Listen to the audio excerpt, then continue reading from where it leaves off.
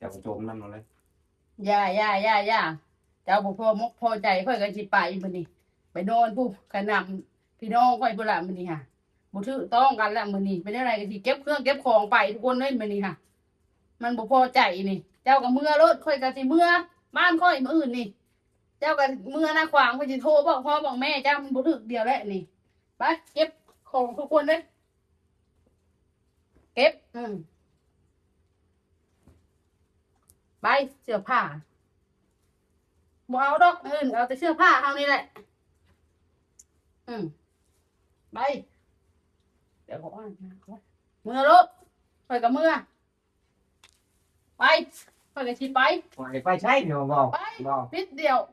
พี่เก่าก็จะมาค่อยลูกกับมันมาค่อยบ่เห็นของเห็นกินให้เจ้าไปชิไปเป็นอะไรกันเลยว้าวเลยความคนรู้ไป